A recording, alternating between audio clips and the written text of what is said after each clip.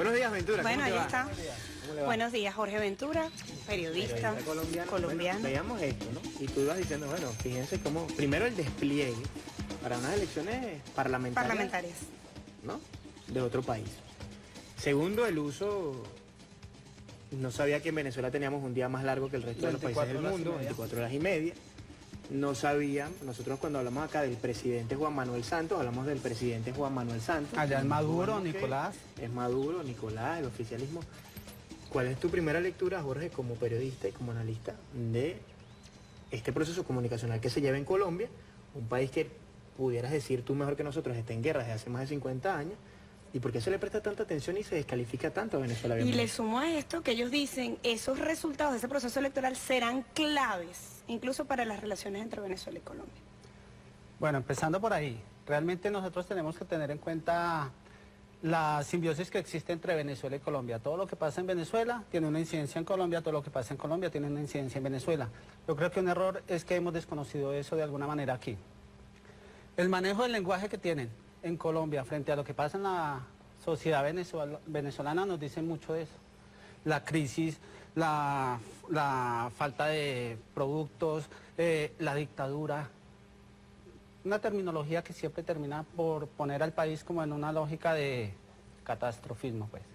Este es un país, mientras que en Colombia es casi que un paraíso. Es un paraíso. Usted me decía, eso de la comunicación en Colombia viene siendo sistemáticamente aplicada con mucho cuidado. Allá han sido mucho más cuidadosos en lo comunicacional frente a Venezuela. Ya existe un centro de estudios, no sé si usted lo manejaban, un centro de estudios de la realidad venezolana. Eso hace parte de una cátedra en unas universidades en Bogotá. Allá estudian eso, estudian qué pasa en Venezuela, cuál es el comportamiento de la sociedad venezolana, cómo ven los venezolanos o la sociedad, que todos los que hacemos vida en Venezuela, cómo vemos este proceso que se está desarrollando históricamente. Y lo moldean al criterio de los colombianos, porque los colombianos tenemos de alguna manera, y lo digo con humildad, como cierto, no sé, prepotismo sería, de que somos los más trabajadores, de que somos los más berracos, de que somos todo, y eso lo demuestran las producciones audiovisuales en Colombia, que tú lo ves, ¿no? Cómo se virtualizó la realidad en Colombia, donde todos son berracos, echados para adelante, hasta los narcotraficantes son buenos, la prostitución, las prostitutas son felices, una cosa impresionante, ¿no? Y cuando estaba la época del narcoparamilitar presidente que tuvimos, virtualizaron esa realidad haciendo unas novelas en las cuales tú podías preguntarle a una persona, mira, ¿viste que el presidente es narco? Sí, lo vi en el capítulo de anoche, ¿no? Pendejo, presidente es real, ¿sí me entiendes? Y en ese mismo orden, entonces, hablan de Venezuela, primero descalificando las figuras presidenciales, muestran que aquí esto lo ponen siempre como dictadura, Colombia no respetan... Pero no es un discurso nuevo. No, por eso te digo, viene, pero ha sido más organizado. O sea, ellos han sido... Si tú ves la televisión colombiana, ellos son más organizados, han analizado más, son más científicos a la hora de poner lo que ponen en la pantalla. Un ejemplo, planificado. Totalmente. Un ejemplo, la medida que se tomó con la frontera, ¿ves? Que no, en ningún momento los colombianos no saben qué fue lo que pasó en la frontera. Los colombianos lo que vieron fue que un tirano, un déspota, amaneció de mal genio y dijo, sácame todos esos colombianos de ahí. A mí me llamó mi cuñada, me dijo, mira, ¿qué va a pasar contigo? Le dije, mira, no van a sacar 5 millones de personas, primero por la esencia del proyecto histórico que se construye aquí, que es humanista, realmente humanista. Y dije, ¿pero qué van a hacer? No, es una zona, primero que es una zona del país, que es una zona de seguridad, que había sido tomada por colombianos, donde no podía entrar la Guardia Nacional Bolivariana, y donde les habían ocupado ese espacio para seguir una estrategia de expoliación de los productos, la economía, todo lo que ya se ha manejado. Pero ahora, volviendo al tema de las elecciones, porque me parece importante los códigos que manejan los medios de comunicación colombianos para hablar de lo que ocurre acá en Venezuela. Y bueno, quizás marcar una diferencia que ya hacía referencia de la realidad venezolana con la realidad colombiana. ¿Y por qué si somos tan malos? Que es la pregunta que todo el mundo se hace. Aquí. Así es. Hay 5 millones, en teoría, de colombianos conviviendo con nosotros. Yo creo que habemos más, pero vamos a partir de entonces de 5 millones. En Colombia, yo saqué unos pequeños impresiones, no sé a dónde la podemos por allá, ponga tu pa. Desde antes, si tú miras, ahorita vamos a mencionar las fechas. Por ejemplo, campaña bajo fuego. Campaña bajo fuego. Cuando pasó... Con la foto del presidente. Con la foto del presidente. Ahora, ¿qué foto del presidente ponen? Siempre usted, hagan un análisis, ponen la foto del presidente como agotado, cansado, cabizbajo, y al lado del presidente Santos así, y con su palomita. Palomita de la paz. Pues cuando uno hace un análisis simbólico, fácilmente uno dice, ay, pobrecito, el bucetero, pues, el bucetero. Los colombianos creen que el presidente Nicolás Maduro salió de manejar bus a la presidencia. O sea, hay un grado de desconocimiento. Los colombianos se vendrían a salvar, a liberar al pueblo venezolano de esta opresión, lo harían. El 90% de los colombianos, 99% de los colombianos no saben realmente lo que pasa en Venezuela. Los medios de comunicación, te voy a decir, mira, esto fue del 8 de diciembre, Venezuela tiene oportunidad de resucitar con triunfo opositor. Resucitar. Ella dice, tras 17 años de régimen populista, con corte autoritario, hay que ser muy cautelosos tras la aparente pacífica aceptación de los resultados electorales. Ya con eso te dijeron todo. Ya con eso te dijeron, gobierno de corte populista, autoritario, que dice que va a aceptar los resultados, tenemos que ser cautelosos. Son una serie de medidas, vamos a decir, comunicacionales que han incrustado en la realidad del colombiano y en la realidad de los colombianos en Venezuela como una especie de sensación, lo decía Interlace el otro día, neurosis, nervios, Dios. Ahora, un colombiano bajo este bombardeo mediático es más tranquilo, es más feliz en Colombia, es más tranquilo, es más feliz en Venezuela. Y te lo pregunto porque hacíamos un análisis previo a la entrevista. Decíamos, bueno, 1 millón y tanto de diferencia electoral.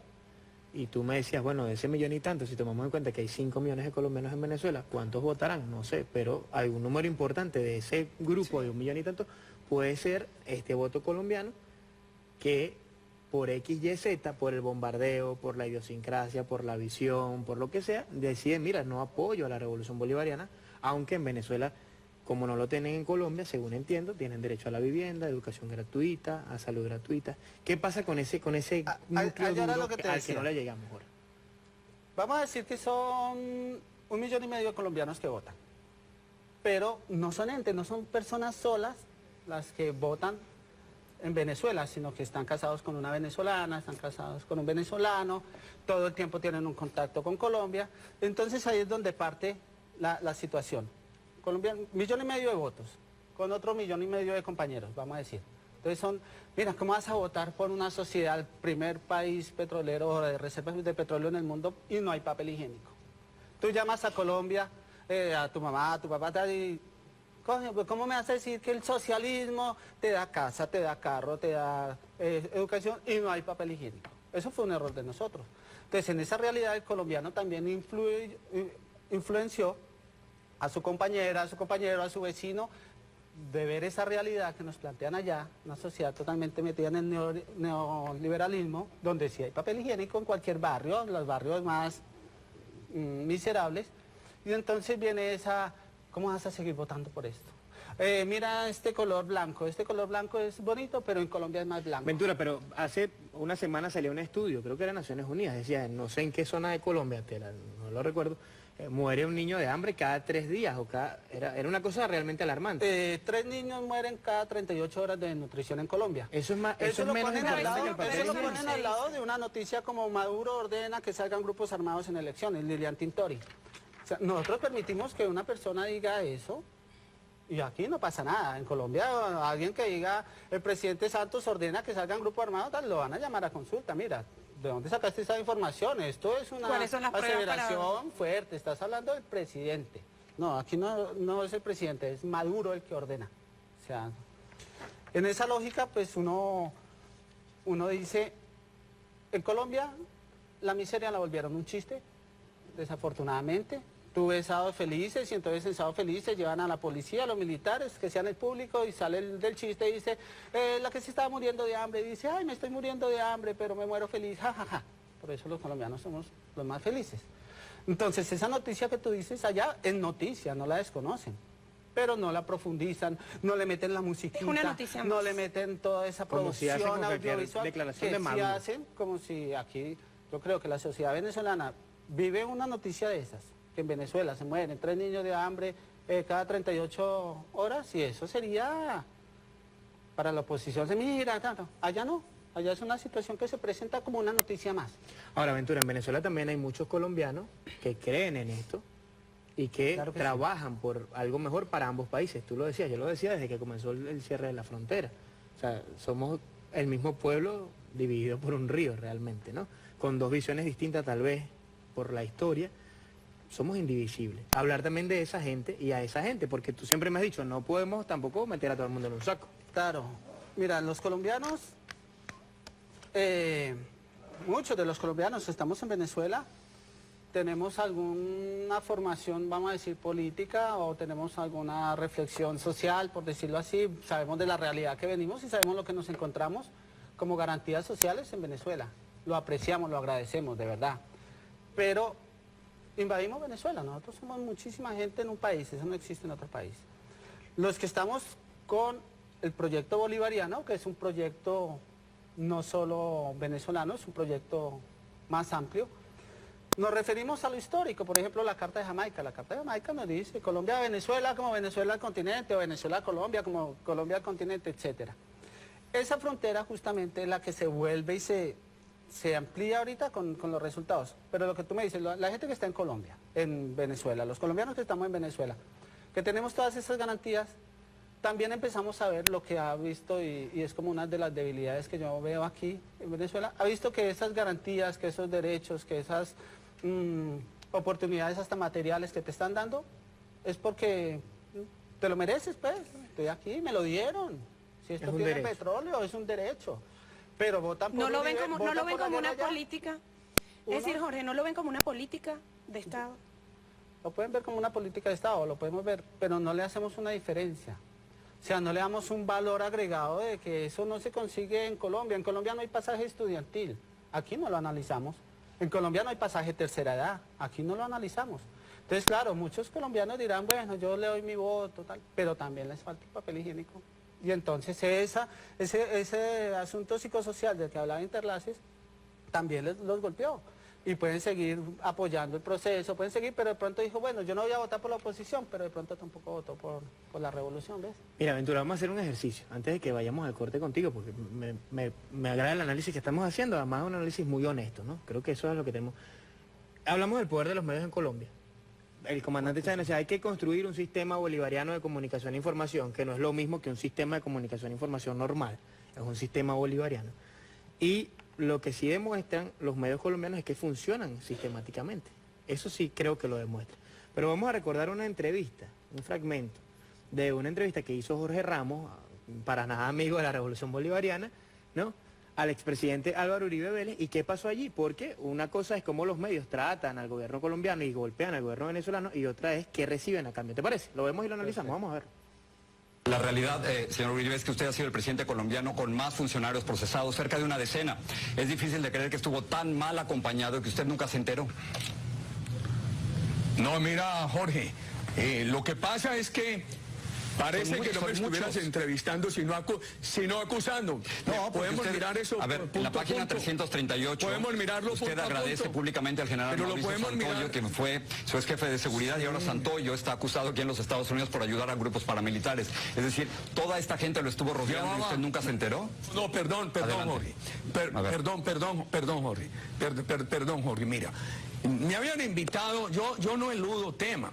Me habías invitado a hablar del tema del libro, y veo que lo que traes es un apresurado interrogatorio de acusación. Pero este es su libro, me estoy basando en su libro. No. Me estoy basando en su libro. No, yo pensé que me habían invitado a decir que yo liberé a Colombia del castrocomunismo chavista. De la FARC, del ELN. Ese es otro tema, que tiene que ver con Venezuela muchísimo en otros sentidos. Mira, uno escucha al expresidente, tiene su investidura, el expresidente Álvaro Uribe, y uno sabe cuando uno lo ve o o los pocos libros que se han podido sacar de él, el embrujo autoritario, etcétera, y uno sabe que él es un mafioso, pero él es el jefe de la mafia, o sea, él es un mafioso.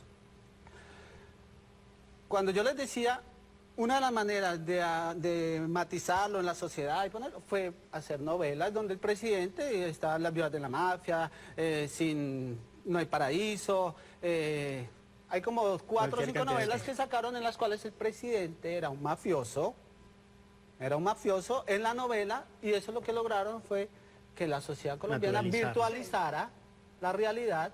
Y entonces cuando tú hablabas de que el presidente es mafioso, entonces lo primero que hacían era abstraerse al capítulo de la novela que vieron ayer. Mira, por acá alguien nos escribió y dice que te preguntara si para ese voto colombiano prevaleció el voto papel sanitario o el voto consciente, y me gustaría que le respondieras a esa persona. ¿Tú no votas en Venezuela, Jorge? Todavía no, pero mira, yo hablé con bastante gente en lo que uno se la pasa, pues, y colombianos, y el voto consciente es consciente, bajo cualquier circunstancia que esté, y el que tenga de verdad esperanza en el devenir histórico de este país, en el devenir de lo que se está construyendo en este país, pues va a votar bajo las condiciones que sea, y va a entender por qué nos pusieron esas condiciones, porque también hemos cometido errores de no explicar realmente o no mostrar sencillamente las condiciones que nos pusieron. Aquí faltaban cosas elementales que no pueden faltar en ningún país.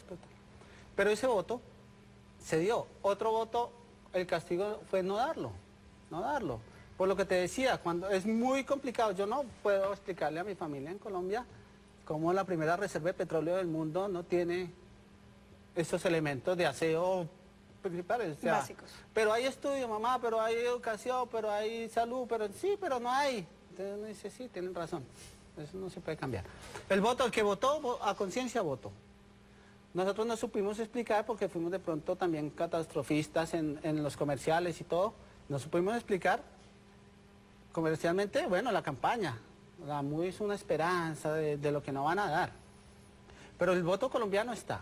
De los que creemos en una construcción de una patria grande, de los que creemos en un proyecto bolivariano, de los que creemos en lo que nos inculcó, enseñó, compartió el comandante Hugo Chávez, de los que creemos en la historia de Colombia, una historia también de emancipación y que siguen matando y matando. ¿Cuántas personas que luchan por los derechos humanos en Colombia han matado este año? Y eso es una noticia, pero no es un análisis. Aquí no explicaron, dijeron, mataron a un político en Venezuela, ya el régimen de Maduro está matando a los políticos y todo. Pero no explicaron después, porque ese es otro elemento que no hacemos comunicacionalmente. Nosotros no emplazamos ni a Semana, ni al Espectador, ni a Tiempo. Mira, ya se hizo la investigación, hagan la corrección. Claro. Entonces, los colombianos que tienen conciencia aquí donde estén, igual que los venezolanos. Pero desafortunadamente hay unas condiciones materiales que hacen que el colombiano donde esté también se abstenga. Y yo creo que influenció mucho. Muchos, aparte que no votaron, que era lo que les decía, le dijeron a su compañera, a su familia, mira, no, pero no vamos a votar. Y ahí es donde hay un diferencial. A lo mejor alguno no votó, pero incidió en la otra persona que no votara. Jorge, gracias por acompañarnos. Muy bien, Jorge. Jorge Ventura. ¿Qué te pareció tu primera espectáculo? Frío, ¿verdad? Gracias por la E que tengo al frente. Por ahí.